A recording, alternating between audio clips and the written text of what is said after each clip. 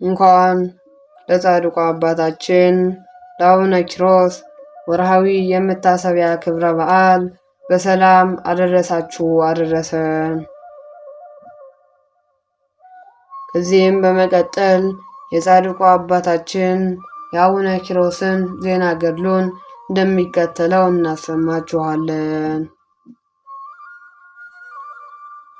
በሀገረ ሮም ከአባቱ ንጉሥ አብያ ከእናቱ አንሰራ ተወለደ። ደጋግና ቅዱሳን ወላጆቹ እግዚአብሔርን በመፍራት እየኖሩባት በነበረበት ወቅት ይህን የተመረጠ አባት ሰጣቸውና አባ ኪሮስ የተወለደው በታኅሳስ 8 ቀን ነበር። ጻድቁ አባት በቅድስና ሕይወትና ትጋት ማዕረግ አባ ኪሮስ ከመባል በፊት ዲላሶር ተብሎ ይጠራ እንደነበር ታሪኩ ይገልጻል። ቅዱሱ ከታላቅ ወንድሙ ቴዎድሮስ ጋር በሚኖርበት ጊዜ አባቱ ስለሞተ ሀብቱን ከወንድሙ ጋር በመካፈል ለድሆች መጸወተ። መንፈስ ቅዱስ ኪሮስ ብሎ ጠራውና ለብዙዎች አባት ትሆናለህ፣ በቃልህም ክርዳት ይነቀላል። የአንድ ቀን መንገድ ሂድና ገዳማዊ መነኮስ ታገኛለህ፣ ከእርሱም ልብሰ ምንኩስናን ትለብሳለህ አለው። እንደታዘዘው በሄደ ጊዜ ከአንዲት በዓት የራስ እግሩ እስከ እግር የሚደርስ ግርማው የሚያስፈራ ገዳማዊ ወጥቶ ኪሮስ መነኩሴ ለመሆን ወደዚህ መጣህን አለ። ኪሮስም ግርማውን እያደነቀ ቀርቦ ተባረከና 3 ቀን ከቆየ በኋላም ኪሮስ ሆይ እንደ እኔ መሆን ትፈልጋለህን? አለ። እርሱም አዎ በጣም እፈልጋለሁ ባለው ጊዜ አባ በቡንዳ ትንሽ ደመናን ጠርቶ በዚያ ላይ በመሆን ከአስቄስ ገዳም በመሄድ የምንኩስናን ልብስ ተቀብሎ በዚያችው ደመና ኪሮስ ካለበት ቦታ ተመለሰ።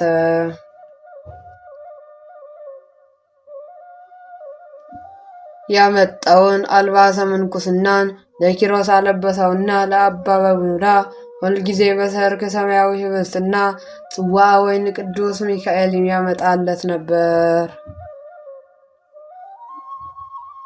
አባ ኪሮስ በዚያ ለአባ በቡንዳ እየታዘዘ ሲኖር አንድ ገዳማዊ ሰው ወደ አባ በቡንዳ መጥቶ ሳለ ምንም ነገር እንደሌለው አይቶ ምን ትበላለህ ቢለው አምላካችን ይሰጠናል አለው።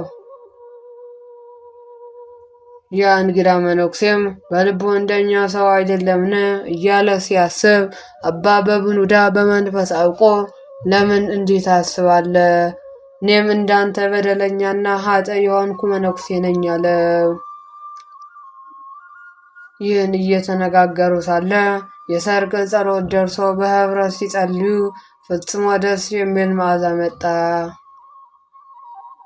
ወዲያም የተዘጋጀ ህብስትና ጽዋ ወይን ይዞ ቅዱስ ሚካኤልን ሲመጣ አየውና ተቀበለው።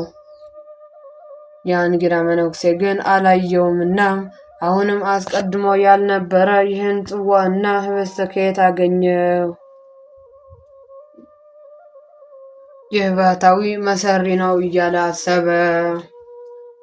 አባ በቡንዳም ለምን እንዲህ ክፉ ታስባለህ አለው።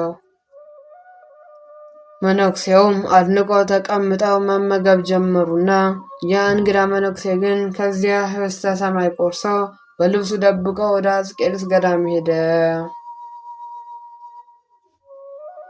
በዚያ ያሉ መነኩሳትንም ሰብስቦ ያን በረድ የሚመስል ህብስተ ሰማይ አሳያቸው። እነሱም የት አገኘኸው ቢሉት በዮርዳኖስ ገዳም ውስጥ በቡንዳ የሚባል መሰሪ ሰው አለ፣ ኑ ተከተሉኝና ታመጡት ዘንድ ወደዚያ ልውሰዳችሁ አላቸው። ይህን ሲነጋገሩ ቅዱስ ሚካኤል መጥቶ ያችን የህብስት ቁራሽ ወደ ሰማይ ወሰዳትና በልዑል ፊት ሰገደ። እግዚአብሔርም መልካም አገልጋይ ሆይ የተቀደሰውን ለውሻ የሰጠ በቡንዳ ክፉ አደረገ፣ ለዚህም በአንበሳ ተሰብሮ እንዲሞት አደረግሁ። ይህም በረከት ይከለከላል። ይህንንም ህብስት በበረሃ ላለ ፊሊሞና ለሚባል መነኩሴ እስከ ዕለተ ሞቱ ሲሳይ እንዲሆነው ስጠው አለው። ቅዱስ ሚካኤልም እንደታዘዘው አደረገ። የአስቄጥስ ገዳም ቅዱሳንም ያን መነኩሴ እኛን ማን መምህርና ፈራጅ አድርጎ ሾመን አሉት። በዚህ ጊዜ አዘዘና ወደ ማደሪያው ሂዶ ታንቆ ሞተ። አባ በብኑዳም ይመጣለት የነበረው መና ተከለከለ። 3 ቀን ምንም ሳይቀምስ ከቆየ በኋላ እያለቀሰ አባ ኪሮስን ልጄ ሆይ ሰይጣን ወደ ማደሪያችን ገብቷል፣ ያገኘን ይህ ነገር ምንድን ነው አለው። አባ ኪሮስም ያ መነኩሴ መጥቶ ከሄደ በኋላ እግዚአብሔር ተቆጥተዋል አለ። አባ በብኑዳም የእግዚአብሔር ፈቃድ ይሆን አለ። ከዚያም አባ ኪሮስ ፍሬን እየሰበሰበ ይመለስ ነበር። አባ በብኑዳ ግን በቀንም ሆነ በማታ ከበዓቱ ሳይወጣ ይጸልይ፣ እንደ መንኮራኩሩም ይሰግድ ነበር።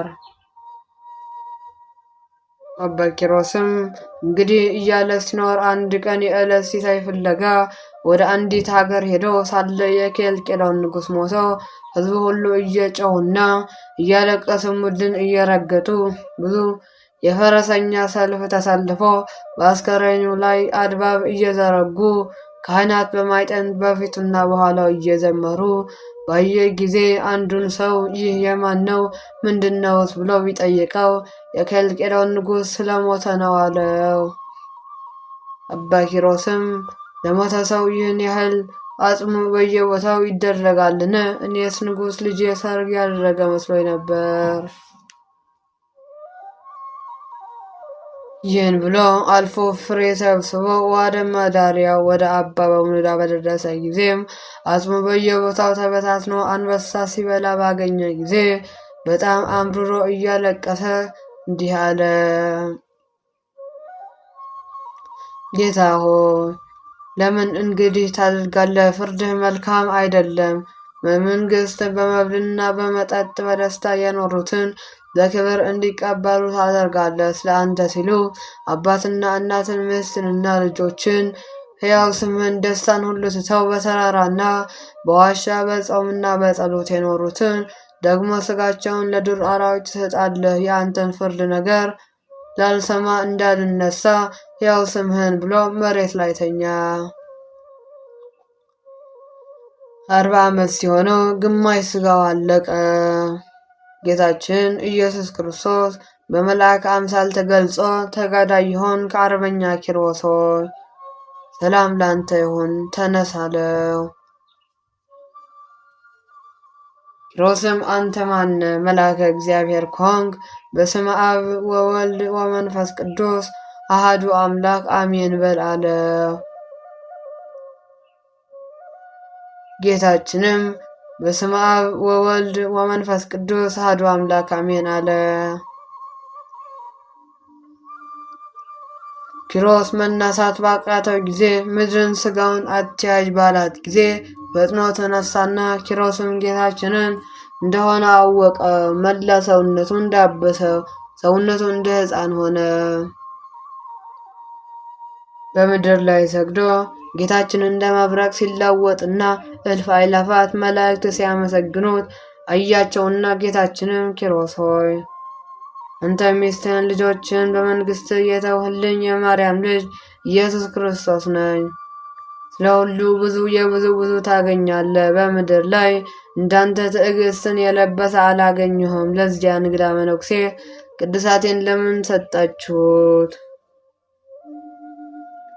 ስለዚህ ነው የበብኑዳን ስጋ ለአራዊት የሰጡት። በዚህ ምክንያት በፊቴ እንዳይወቀስ ነው። ለሁሉ ስራ ፍዳ አለውና አምላኩ በምድር ላይ የገሰጸው ሰው ብፁዕ ነው ያለውን አልሰማህምን? ኪሮስም ጌታዬ ሆይ ፍርድህ ቅን ነው አለ። ጌታችንም ከዚህ በኋላ የነፍስን ከስጋ መለየት ታይ ዘንድ በገዳማት ሂድ፣ ከዚያም ወደ ማደሪያ ተመለስ ብሎ ተሰወረ።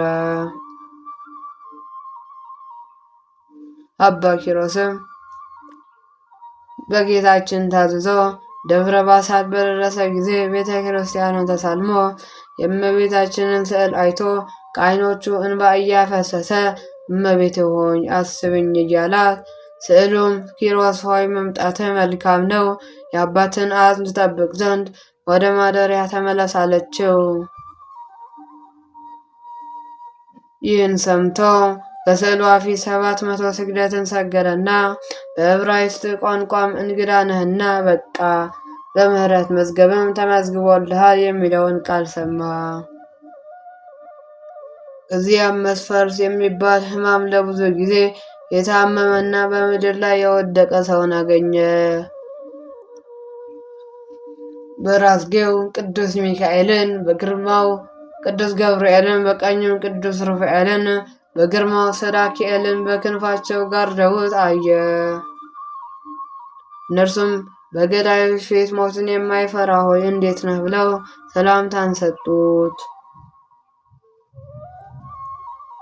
እርሱም አድንቆ በልዕልና ነዋሪዎች ሆይ በዚህ ለምን ተቀመጣችሁን አሏቸውና፣ እነርሱም ይህን ድሃ እንድንጠብቀው ከእግዚአብሔር ታዘዘልና አለው። እስከ መቼ ቢላቸው አምላካችን እስከሚያፈርሰው ድረስ ብለውታል።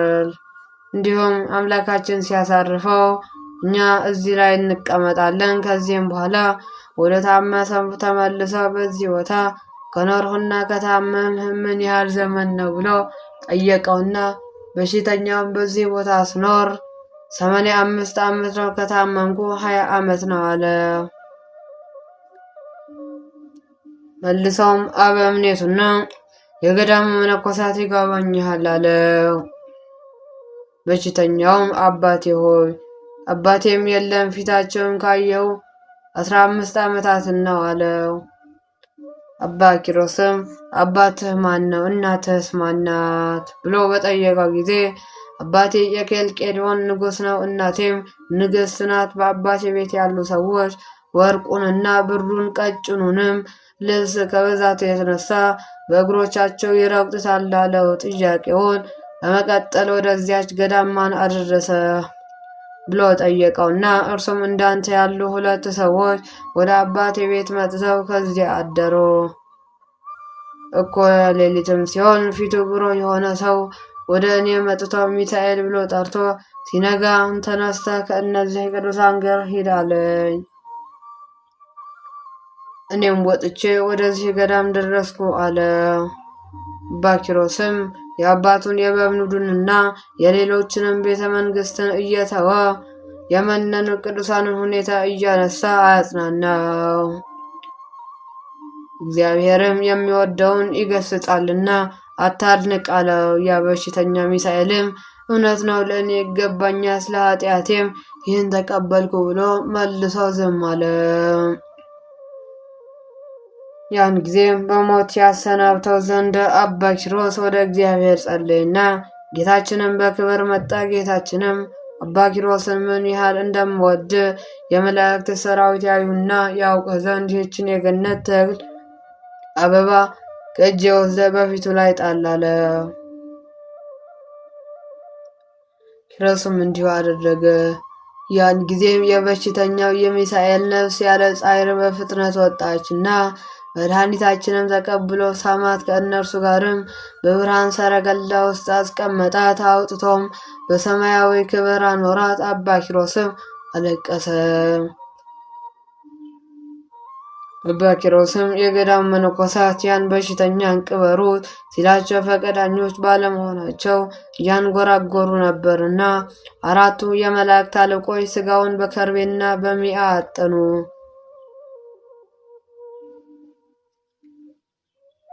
የገዳሙ መነኮሳትም የሚሸተን ምንድን ነው? ይህ መነኮስ ስራይን ያውቅ የሆነ ተባባሉና ሥጋውንም በገዳሙ በእንግዳ መቃብር ቀበሩት። ከመቃብሩም ጥሩ ውሃ ፈለቀና ለበሽተኞችም ፈውስ ሆነ። አባ ኪሮስም እነዚያ መነኮሳት በክፉ ስራቸው ገሰጻቸው። ከብዙ ጊዜ በኋላ ቅዱስ ኪሮስ የእነዚያ መነኮሳት ሕይወታቸውን ያይ ዘንድ መልአኩን ላክ ብሎ በጸለየ ጊዜ ጌታችን አንተው ሄደህ ጎብኟቸው ብሎ ደመናን ጠርቶ በዚያች ላይ አውጥቶ በሰላም ሂድ ብሎ አሰናበተው። ኪሮስም ወዲያው ደርሶ ወደ ሚሳኤል መቃብር ሄደና መነኮሳትን ባዩት ጊዜ ከአበምኔቱ ጋር ሮጠው ሄደው አቅፈው እየሳሙት ደህና ነህን አሉት። እርሱም ውሻን ላይ ለመሆን እኔ ይህ ክብር ለምኔ ነው አላቸው። እነርሱም ባለማወቃችን ያሳዘንህን ይቅር በለን ባሉት ጊዜ እግዚአብሔር ይቅር ይበላቸው፣ ነገር ግን ሁላችሁም የእግዚአብሔር አገልጋይ ሚሳኤል ሆይ ይቅር በለን በሉ። እነርሱም የእግዚአብሔር አገልጋይ ሚሳኤል ሆይ ይቅር በለን አሉ። በዚህም ጊዜ እግዚአብሔር ይቅር ይበላችሁ፣ በእናንተ ምክንያት ወደ መንግሥተ ሰማያት ገብቻለሁና የሚል ቃል ሰሙ።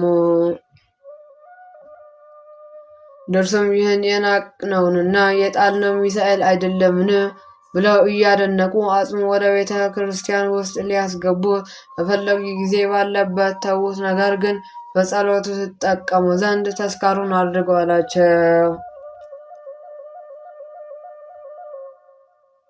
እነርሱም እየመከራቸው ወደ ቤተ ክርስቲያን ደረሱና አባ ኪሮስም የክርስቶስ ማደሪያው ሆይ ሰላም ብሎ በተሳለመ ጊዜ በሀከ ፈላሲ ክቡር ክቡር መጻተኛ ሆይ ሰላም ስላለው አደነቀውና አበምኔቱም በቤቱ እደር ቢለውም አይሆንም ብሎ በሚሳኤል ማደሪያ በነበረው አንጻር ሄዶ አደረ። በማግስቱም ከእንግዲህ ወዲህ በመንግሥተ ሰማያት እንጂ በዚህ ምድር አይታይምና በጸሎታቸው አስቡኝ ብሎ ተሰናብቷቸዋል። እንዲህም ይሆን ዘንድ ወደ አብያተ ክርስቲያናት ሁሉ ወደ ገዳማት ላኩ ተብሎ ተጽፏል። እኛንም በቅዱሳኑ ጸሎት ይማረን። ወስብሐት ለእግዚአብሔር ወለወላዲቱ ድንግል ወለመስቀሉ ክቡር። ይቆየን።